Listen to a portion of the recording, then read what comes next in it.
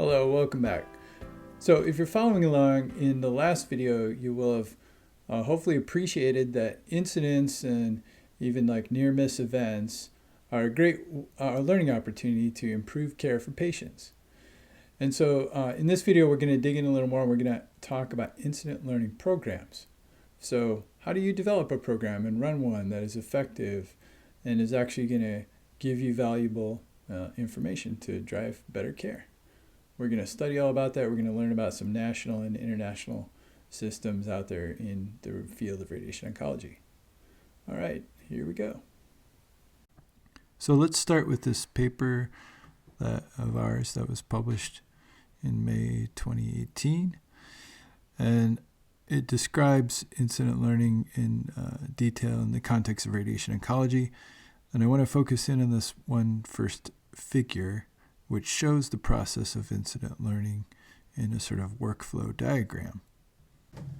So the first step in this process is that the event would be reported into the incident learning system. So that might be, for example, a report filed by a treatment planner or a therapist, for example.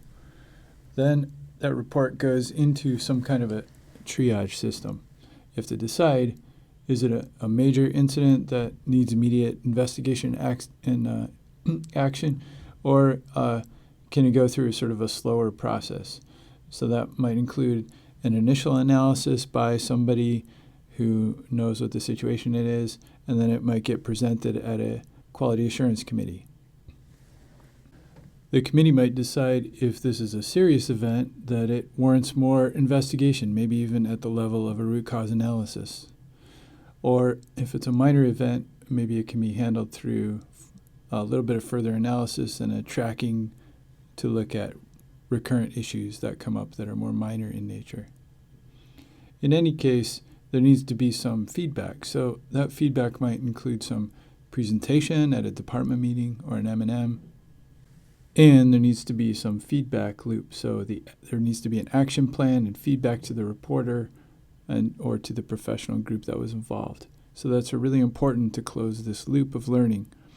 So this is why we call this an incident learning system and not an incident reporting system, because it's a continuous process of learning. It's not just filing a report and being done with it. Now I'd like to talk about what type of events can and should be reported into an incident learning system. So let's go back and look at this Swiss cheese accident model that was from the last video. And here's an event that went through and reached the patient and passed through all the barriers. And remember, we looked at this particular event scenario of a wrong prescription where it got treated.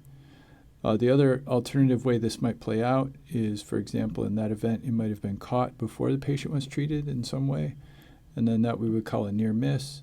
And in the Swiss cheese model, that looks like this, where some type of a barrier, a QA measure, prevented the event.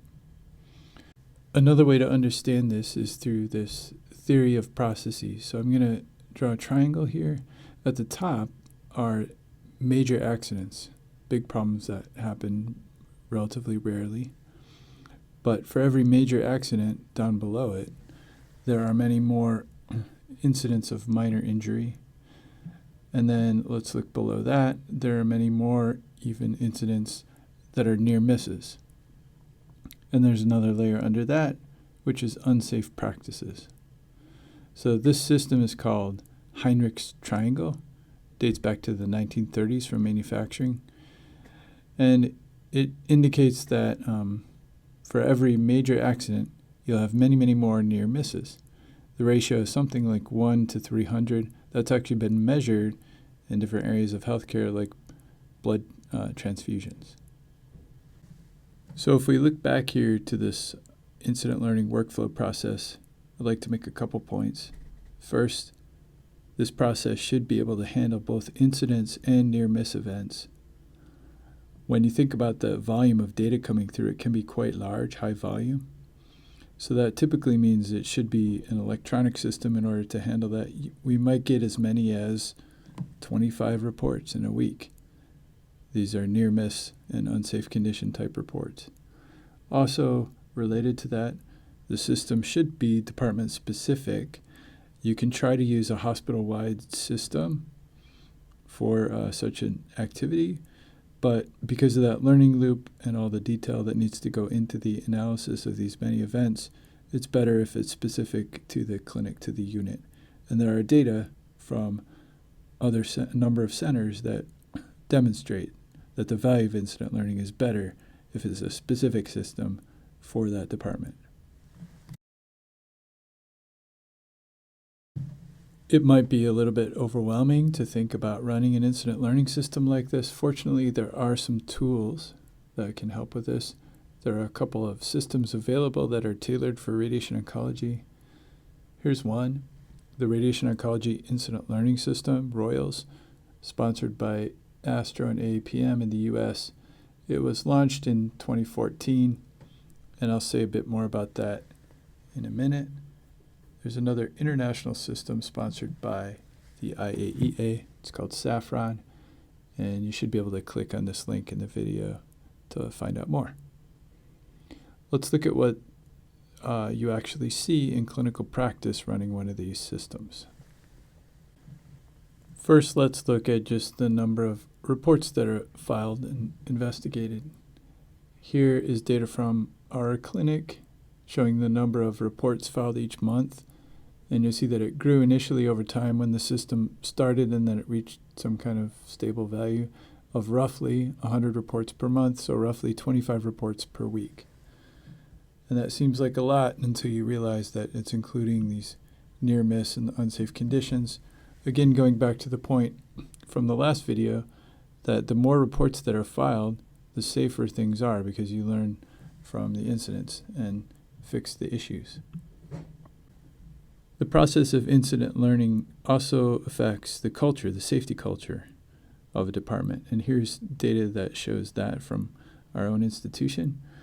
And basically, they asked this question for 3 years in a row. In this unit, we discuss ways to prevent errors from happening again. So at the start, when the system was first implemented in 2012, the response rate to this was relatively negative, but it improved over time. Another question about changes to improve patient safety and evaluate their effectiveness. Again, it improved. And then finally, I have confidence that my reports get used to improve the operations. So that improved as well. In all dimensions that were investigated, the culture either improved or at least stayed the same. And that was stable, and now there's even more data that shows that it's stable over longer periods of time. Now I'm going to spend a few minutes focusing on the Royal system, focusing on this because it is the one in the U.S. that is sponsored by ASTRO and AAPM. The mission is to facilitate safer and higher quality care in radiation oncology by providing a mechanism for shared learning in a secure and non-punitive environment. And so how does that actually accomplished? It's through the structure of a patient safety organization, a PSO. The PSO that is used for this one is called Clarity Incorporated. It's a nonprofit in Chicago. These PSOs are administered in the U.S. under the Agency for Healthcare Research and Quality, and they're made possible by an act of Congress, the Patient Safety Quality Improvement Act of 2005. So that provides a system where the data and the information in here is both privileged and confidential. In other words, it's protected from legal inquiry, which is important in the U.S., and this provides a mechanism for communication, learning, and improving patient safety. So let's just walk through briefly how this works. So you have the hospital here, and they actually get information from APM and ASTRO, user guide, education, and so on, but they don't contract it. The contract is with the PSO, between the hospital and the PSO. And then the data then goes into the PSO and isn't shared with the society. It's just within the PSO systems to provide the protection. So just a brief update on the program. These are slides from the program staff. If you look at the number of practices in the program, it was launched, as I said, in 2014, and it's grown over time. The blue shows the number of facilities. The yellow is the number of practices. Each practice can have more than one facility within it, and you can see that participation is growing over time. Also, the number of reports that are put in is growing over time as well. As of 2018, it's up at almost 6,000 events. So that provides a wealth of data that the community can learn from. One of the ways that information comes back is through quarterly reports, and those are available to the public. You don't have to be a member of the system or even of Astro. You can download these reports. They have case studies and so on. This link in the video should work. You should be able to click on it. And here's another link for further information about the program.